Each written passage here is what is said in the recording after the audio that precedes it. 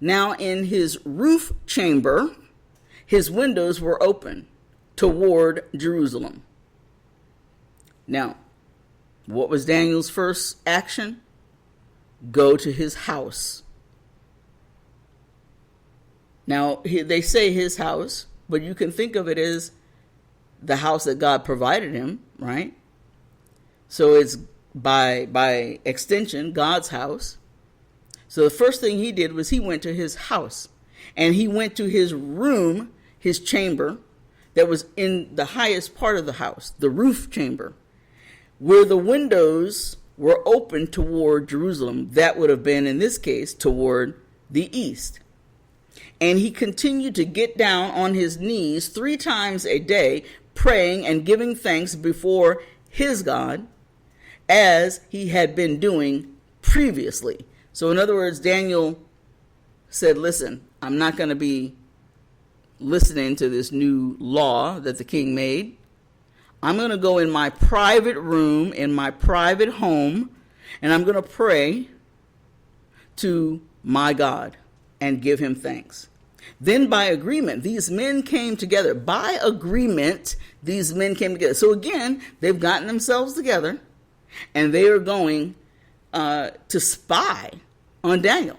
Remembering, he's in the rooftop of his home, in his room, in a rooftop, and somehow, reading on, these men came together and found Daniel praying and making requests before his God. So did they break into his home? Did they get on the rooftop and spy looking down into the window? How did they see? How did they see Daniel praying? You remember I asked the same question about the Sadducees and the Pharisees that brought the woman before God, who when they said, we found this woman in the act of adultery. Well, I asked the same question. How is it that they found her? Were they spying? Were they in the very room where the action was happening? Right? So it always intrigues me about this. As the same thing should happen as we examine the people around us and the actions and things that we're seeing in our society today. Be inquisitive. Use your critical thinking. Ask yourself, how do these things come about, and who is being sent, and sent from whom? What are the devices of the enemy that we can discern in a certain situation? Right? So they somehow found Daniel praying and making the request before God. So somehow they were there 3 times a day, because remember, Daniel said he had been praying. He was going to pray 3 times a day. So these people stayed there all day. They were determined to spy on Daniel. Then they approached and spoke before the king regarding this injunction. Have you not signed the injunction? Have you not made the law? Right? That people should not be praying to anybody except you, O king, within the designated 30 days. Now, why did they make it 30 days? Because they wanted to catch him quickly before the king would appoint him, right? It is, and that if anybody found, they'd be thrown into the den of lions. And the king answered, yes, the statement is true. The law was made. Yes, I signed it. The law of the Medes and Persians, which may not be altered or revoked. Then they answered and said before the king, but Daniel, who is one of the exiles from Judah, notice how they remind the king, well, yeah, this Daniel, he's one of your slaves. Even though, just keep that in mind, he's a slave. Yes, you've appointed him. Yes, you found favor of him, but he's still a slave, right? He does not pay attention to you, O king, or to the injunction which you have signed, but keeps praying to his God 3 times a day. So they, in fact, were there spying 3 times a day. Then as soon as the king heard these words, he was deeply distressed over what he had done. Notice he said over what he had done, because he realized, I believe, in that moment that he had fell into the trap that these commissioners had conspired to bring before him. And he set his mind on rescuing Daniel. See? Because he realized, I fell into their trap. Now I've got to figure out a way to manage this so that Daniel will come out safely. And so he struggled until the sun went down. He struggled all day long, trying to work out a way to save Daniel. Then by agreement, these same men came to the king and said, "No, O king, that is the law of the Medes and the Persians." Now they're chastising the king. These people are pretty bold, and we see these same kinds of activities happening in our governments, in our societies right now today. So they went before him, they reminded him of the rule, the law, and of course now the king has to go on with it, with what he said, what his decree was. And then in verse 16, the king gave a command, and Daniel was brought and thrown into the den of lions. The king said to Daniel, "May your God, whom you constantly serve, rescue you himself." Doesn't that sound almost like, the same attitude that the Pharisees had at the foot of the cross? If you're the Son of God, maybe he will rescue you, right? So we see these similarities. And so Daniel was handed over and thrown into the mouth of the den. The king sealed it. They were going to make sure he wasn't going to get out. The lions are in there. Daniel's in there. They seal up the cave, the den where the lions are. And furthermore, he sealed it with his signet ring and with the rings of the nobles, so that nothing would be changed concerning Daniel. So when the law was decreed, he handed down the law, right? Now he's following through on the law. And just as the devil has a mark, this king used a mark, because that was the custom of their time. And I mentioned to you before, in those days, it would have been referred to as a kerygma. And it refers to like this signet ring. Much as I talked to you before about using the wax seals that, people used to put on envelopes and so forth, or a letter or note of some fashion. They might seal it with that wax seal and then stamp the little stamp on it, and there are many of them even to today that you can use.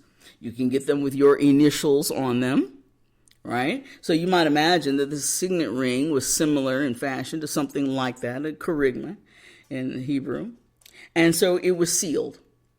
Just as today when the judge makes a ruling, right? The court documents are sealed, and they're stamped and sealed with the notary symbol or the symbol of the court, or recognizing who it was, right? It says in so-and-so's court, what jurisdiction, what country, the date, all of that so it's sealed.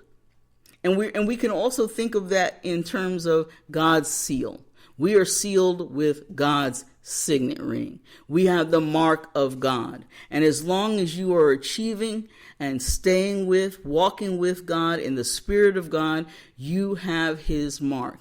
As long as you're not denying God, blaspheming God, turning away from his commands, he's put a mark on you.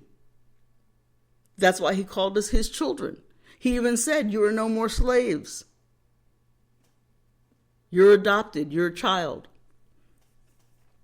And so then the king returned to his palace and spent the night fasting. Even this king, this blasphemous Babylonian king, knew enough to go to his room and fast and pray. Because it says here, he fasted. He didn't have any music on. He didn't have any entertainment. There was nothing that was going to distract him from his fasting and his praying. And he was in there and so troubled that whole night that he remained unable to fall asleep. And the king arose at dawn, and at the break of the day, he hurried to the den of lions. When he came near to the den, he called out to Daniel with a troubled voice, "Daniel, O king, Daniel, O Daniel, servant of the living God." He is acknowledging who Daniel worships. "Has your God, whom you constantly serve, been able to rescue you from the lions?" Then Daniel spoke to the king, "O king, live forever." Reverencing the king, "My God has sent his angel and has shut the mouths of the lions so that they have no hurt of me, because I was found innocent before him." Notice he says, I wasn't found innocent before you, king. I wasn't found innocent before all of those people who conspired against me. I was found innocent before God. And that is all that we need to worry about. That's all we need to answer to. That's all we need to be concerned about, is being found righteous in the sight of God. And praise be to God that he sees us through his son, Jesus the Christ, through the shed blood of the perfect Lamb. God is looking at us and sees us as righteous, sees us as having right standing. That's what righteousness means, having right standing with him, that we're able to come before him and pray. And so he reminds the king, yes, I was found innocent in the sight of my God. And also giving respect to the king, and also before you, O king, I have committed no crime. So he's reminding him, I was found innocent in the sight of my God. And he's reminded the king, I did not commit a sin against you. Because if you recall in the earlier verses, the king never asked Daniel, was he doing this praying? Probably because he suspected that he was, right? He knew Daniel to be an upright person. He knew Daniel's God because he had heard from previous kings. So then the king, greatly pleased, and ordered that Daniel be taken out of the den. So Daniel was taken out of the den, and no injury whatsoever was found on him, because he believed in and relied on and trusted in his God. Sometimes you may feel that you are in a den of lions. You may feel that all the alligators and enemies are conspiring against you. But because you are found innocent in the sight of God, God will find a way to keep you safe and favored and blessed and protected, and not a scratch would come upon you. The fire, just as with the Hebrew boys, didn't even touch their hair. And David is saying, there was nothing touched. I was not hurt at all, because I believed in, relied on, and trusted in his God. The king then gave a command, and those men who had maliciously accused Daniel were brought and thrown into the den of lions. The very law that they set up, right, to catch Daniel, they saw that same threat. They got that same judgment that they had planned for the man of God, Daniel. The same thing will happen for you and me today. The ditch that the enemy is digging for you, the demise that the enemy is planning for you, ultimately will be their own demise. Because here the word says that those men that maliciously accused Daniel, they were thrown into the den. And if you read on, their children and their wives